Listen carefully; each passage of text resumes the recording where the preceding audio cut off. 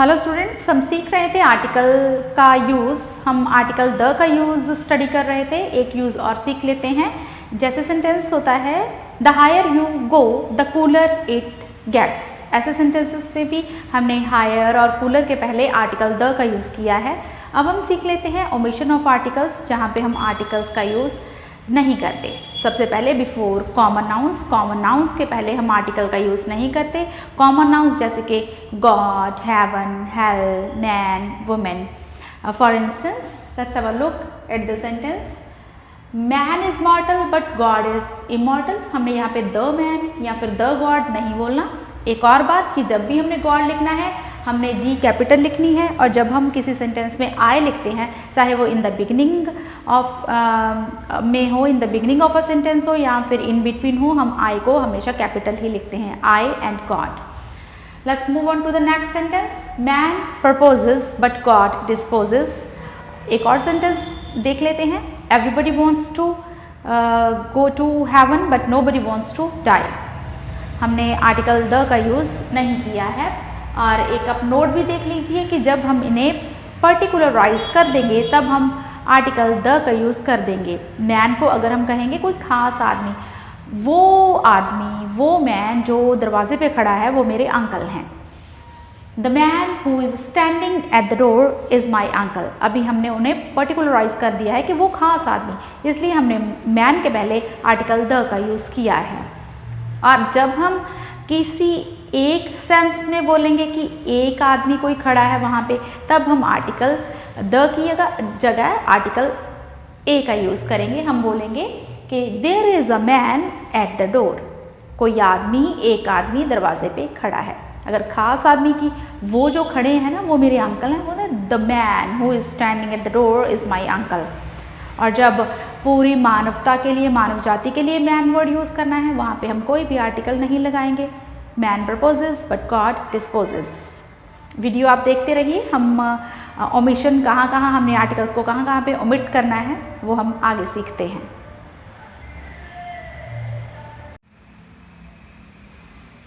और कहाँ पे होता है ओमिशन आर्टिकल्स का? जब एब्स्ट्रैक्ट नाउन को हम जनरलाइज करते हैं। Before abstract nouns when generalised. For example honesty is the best policy.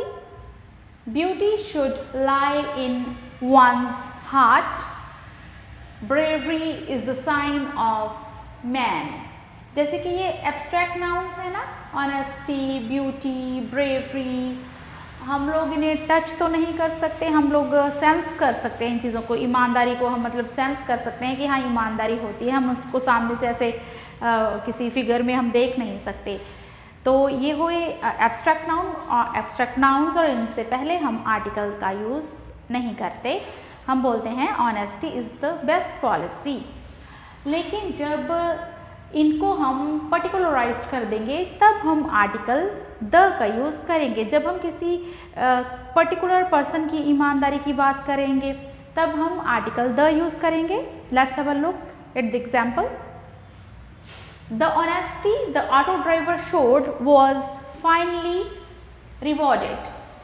The honesty the auto driver showed was finally rewarded. मगर इसका मतलब है कि जो ऑनेस्टी ऑटो ड्राइवर ने दिखाई उसे अंत में फाइनली उसे रिवॉर्ड मिला।